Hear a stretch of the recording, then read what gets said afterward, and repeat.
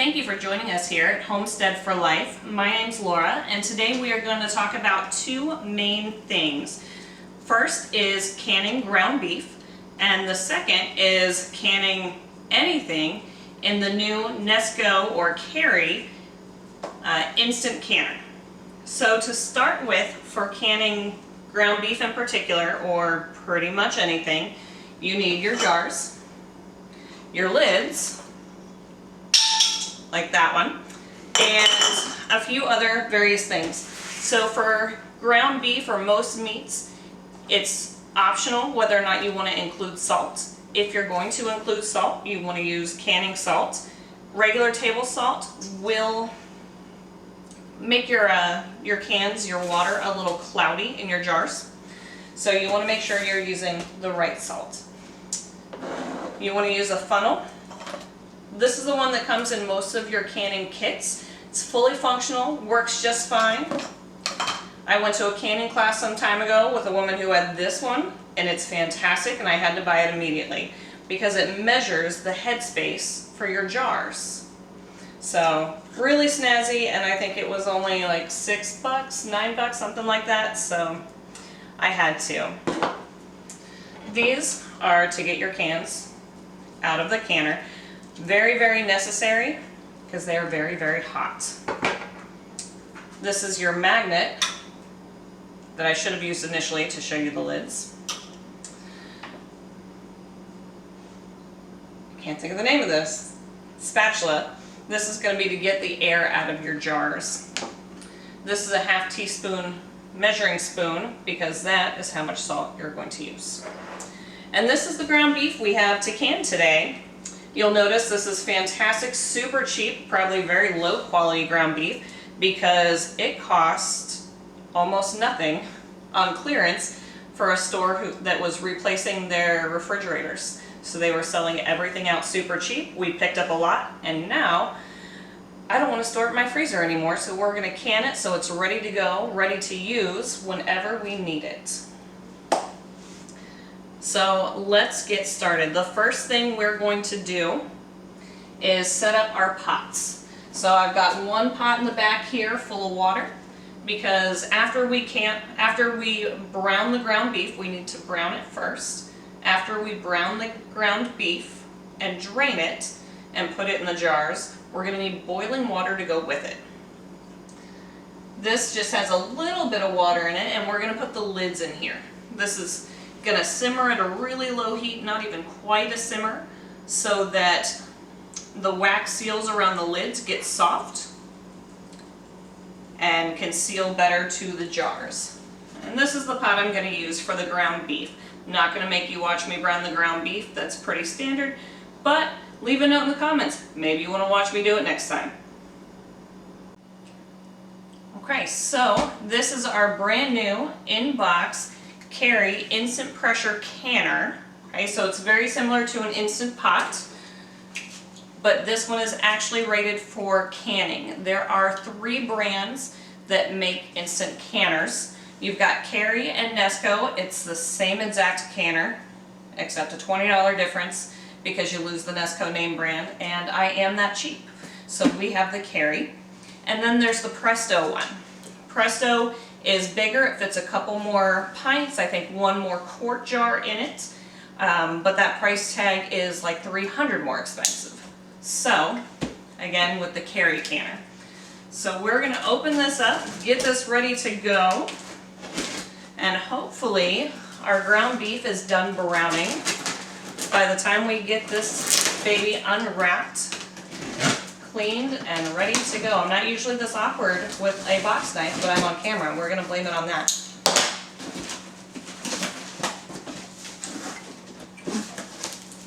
Alright, so got our lovely instruction book.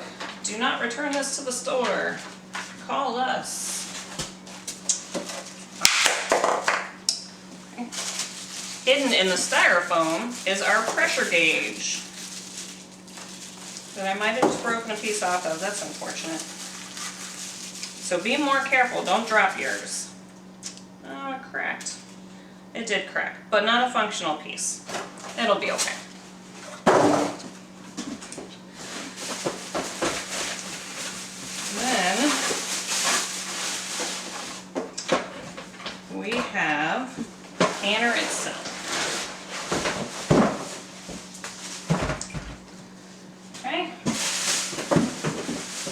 Nothing else hidden in the box. The box is out of the way.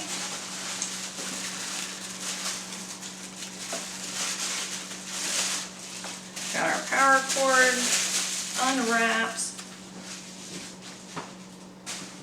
Trash out. Oh, and of course, more packaging. Alright, so we have our canning rack that goes inside, and we've got our steamer rack. Steamer rack we're not going to use for canning, but you can also use this for steaming vegetables, food, whatever. You can also use this for browning your beef if you wanted to use the same pot for everything. I could have browned the beef in here. Might have actually done a better job since this will heat all the way around. Okay, so we are going to wash a couple things. You don't have to watch me do dishes, don't worry. We'll skip that part. But we are going to pull out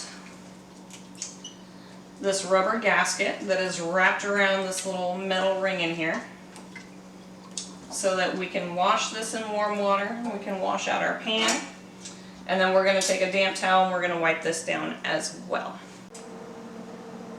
So I did miss a couple steps, so just to catch you up on what I've been doing, besides stirring my ground beef until it gets brown, slightly pink. So that's actually finished, so I'm going to take that off the heat. We don't want it fully cooked all the way through, just a little bit browned. I forgot to warm up my jars. My jars have already been cleaned and sanitized, but I'm going to be putting hot foods into them. So I want the jars to be at least warm, okay? They'd probably be fine at room temperature, but better safe than sorry. So I put them in the oven. They've been in there for about 5 minutes so they can gain some heat. I've also learned or been reminded of a cool thing. This canner comes with 2 pressure gauges. One's 10 pounds and one's 15 pounds. The 15-pound weight being for higher altitudes, which I'm not because I'm in Florida. So my chipped up yet still fully functional weight, I don't care about. I will never use it because it gets cold at higher altitudes and I have no interest in that whatsoever. I will stay in Florida. It gets cold enough here. I also forgot to grab vinegar and my canning rings that I lost where I put them, over here, and my canning rings. So we have hopefully all of our supplies this time. The vinegar we're gonna use for 2 things. We're gonna pour a little bit of it in a bowl and use a paper towel, and when we're done filling our jars, we're gonna wipe the rims of the jars down to make sure we get a good seal on that lid, to make sure it's clean, nothing on there. We're also gonna throw a little bit of vinegar in our pot so that our hard water doesn't make the outside of our jars cloudy, right? If you don't have hard water, how nice for you, but you would be able to skip that step potentially. So now I'm going to add my rings to my slightly simmering pot of water. You don't actually need the magnet to put them in, you need the magnet to take them out, because there's about 1 inch of slightly simmering water in here, and I like my fingers. So we're just going to throw those in there all kind of haphazard. They're fine, they just need to get a little bit warm. Our pot of water in the back here is simmering away happily. And now I'm going to drain the beef. I forgot one huge important thing that I'm sure you guys have been wondering about this entire time so far. Where did I get this amazing apron? I've got to do a shameless ad spot for my mom, who owns Urban Owl Embroidery, who custom made this apron for me. It has pockets. I know you're jealous. That's okay. Give them a call. You can find them online, urbanowlembroidery.com. But back to canning. So we've got our strained ground beef. We've got our cans. We've got our little, whatever that dish is called, of vinegar. We've got our salt. We've got our boiling water back here, and our lids, and our rings. And I think we're good to go, but I'm sure I will have forgotten something and we will figure it out along the way. So ground beef, you want 1 inch of headspace, which means I'm gonna fill as much as I can up to the very bottom of this funnel. Okay, so I don't want the meat any higher than that. Ooh, they did get warm. That was only maybe 10 minutes in the oven and they got hot. So I'm gonna fill that up to the bottom of this funnel, and then I'm gonna put some boiling water. I've got a ladle somewhere. Gonna put some boiling water over the top, then I'm gonna wipe the top of the jar, get one of my lids, put that on there, ring it on there tight, throw it in the canner, and then I'm gonna cut and do the rest of them so you don't have to watch me do the same thing over and over and over again. This canner can hold 5 pints or 4 quarts. It can hold, I think I said 16 half pints. But we're doing regular pints today, okay? So we are just going to scoop up the meat, funnel it into our jar,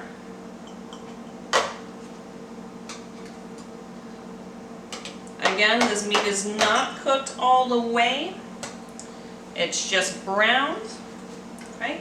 We're gonna take our spatula and shove it down in there. We want all of it below the funnel, no higher than the top of that funnel.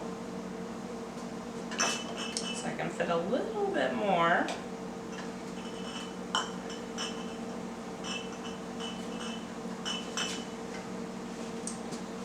A little bit more. I guess I'm being a little too stingy with my spoonfuls here.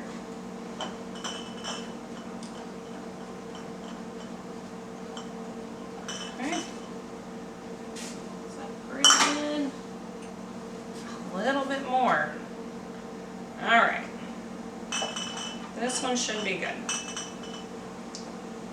Alright, then we are going to take a ladle of boiling water. We're going to try really hard not to burn myself.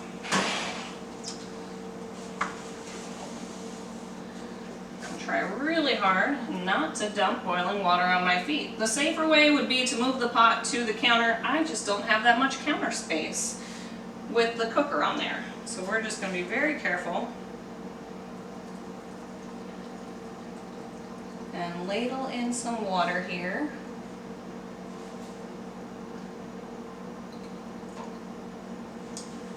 And so far I've used about half the ladle and it's about to the right height, but we want to make sure we get all the air bubbles out. We did not need a lot of water. Alright, so we're going to take our spatula, we're going to go around the sides, we're going to jam it in here really well. We want to make sure we've got all the air bubbles out of the jar.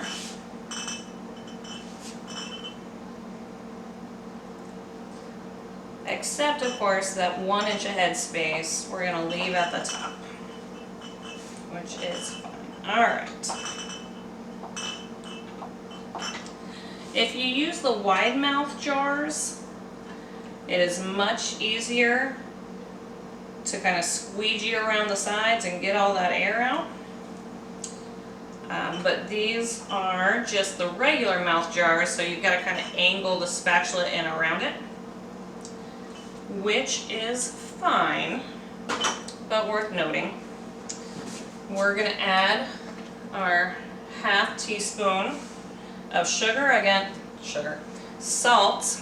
Sugar would probably taste better. The salt is optional. You don't have to put the salt, it's just for flavor. I will point out that you want to be very light-handed with any seasonings that you put into anything you can, because the canning process, the storing process, is going to make it so much stronger. It's going to really enhance those flavors. So a very little bit goes a very long way. Okay? So we've got our paper towel dipped in the vinegar. I'm going to wipe the ring off, the lip of the jar off really well. We are going to take our magnet stick, shove it in the pot, grab a lid, shake the excess water so I don't spatter it on myself. Okay. Put it on there on the right spot. Take our ring.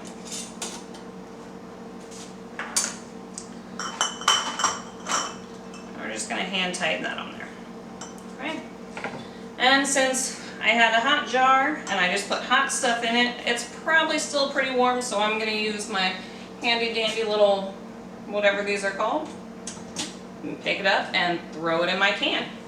And I'm going to do this 4 more times, and I'll see you when I'm done with that. Okay, so we're back. I've got my 5 jars in my canner.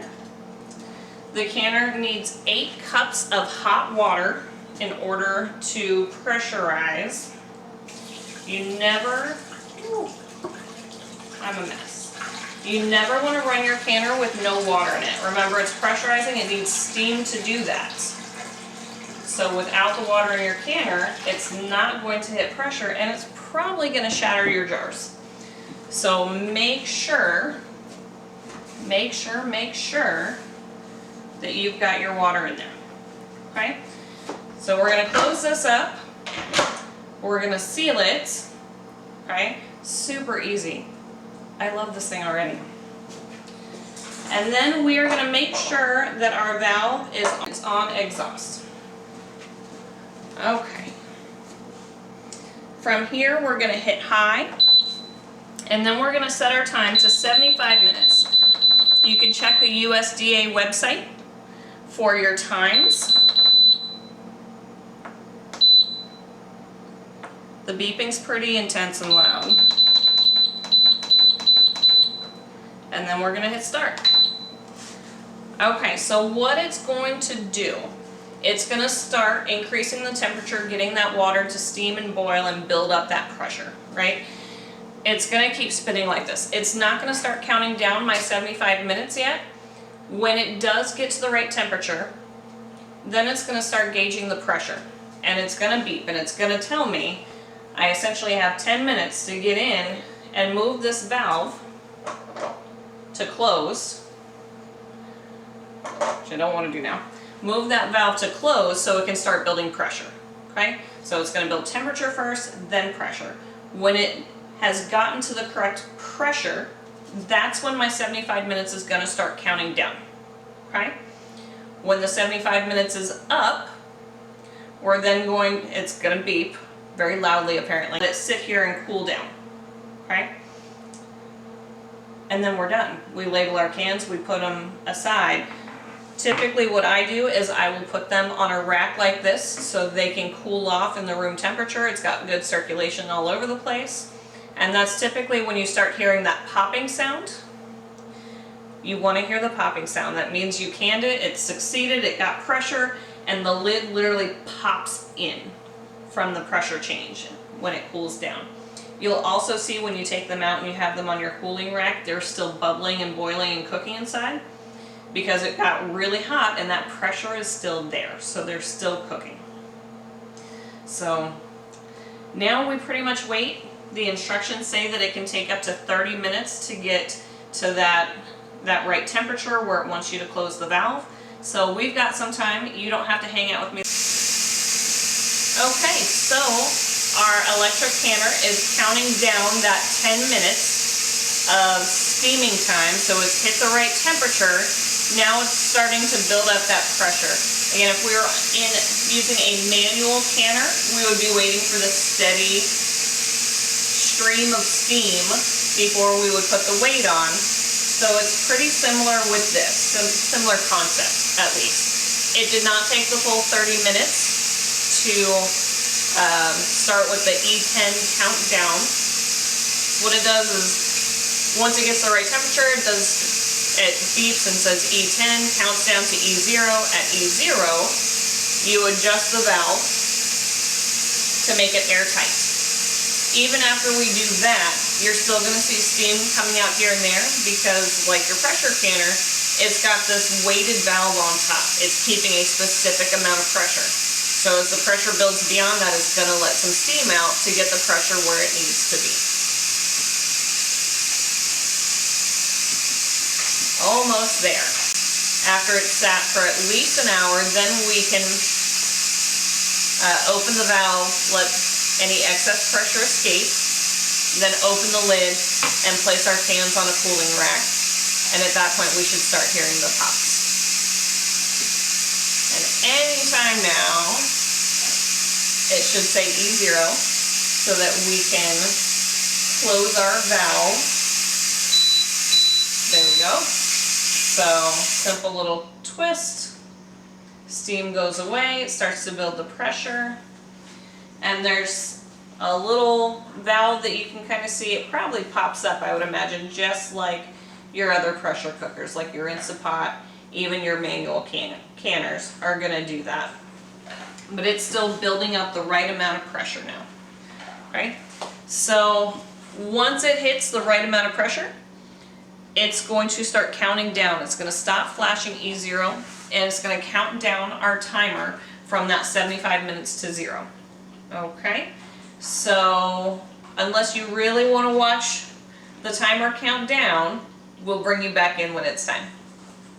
Also, while we've got this time in between, this is a great opportunity to remind you to like our video and to subscribe to our channel. Shameless ads, right? Why not throw a couple more in there? Did I mention my cool apron? Okay, so we've got just shy of a minute left.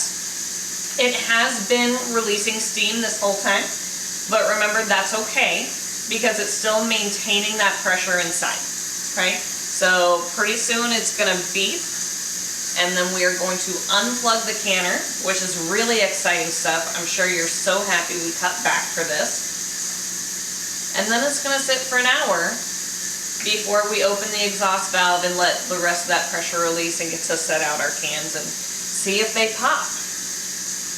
But any second now. Ta-da! So say 0, right? Ah, perfect. So, gonna unplug it. And then set a timer. Alexa, set a timer for 1 hour. 1 hour, starting now. Okay. And she will let me know when it's time to release the rest of the steam and get our jars out. Okay, so the timer just went off. It's been sitting for an hour and we are now going to open the exhaust, let the rest of the pressure out, and then we're going to take out our jars. And it looks like it naturally released just fine, but to be safe, we're going to be really careful opening that up. I really like the hinged lid on this, my Instant Pot or crock pot. Electric pressure cooker does not do that. And now we can, I think I'm using this upside down. I grabbed it upside down. It's okay. We'll use this one the right way.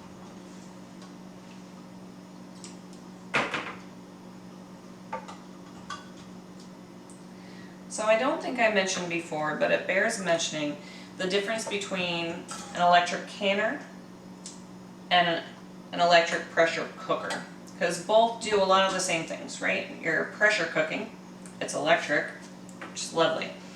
The difference is the pressure canner has been tested to maintain the correct pressure for the right amount of time to kill any botulism spores. So you're not gonna kill yourself. So just things to be aware of. There are some tests between the two, and the electric pressure cookers have been hit or miss. You can look those up on other videos, but better safe than sorry since botulism can't be tasted or smelled or anything. So, but here we are, we have our cans, and one of them has already popped down, and the odds of us getting to hear any of the clicks just in a couple minutes. I don't want you guys to wait forever. But we already have one pop down. They're still cooling. I'm not sure if you can see that they're still bubbling, but that's it. We're done. We finished. We canned ground beef in our brand new shiny electric canner by Carey, available on Amazon. And that's it. Thank you so much for joining us, and hopefully you'll see us again in future videos. Thanks.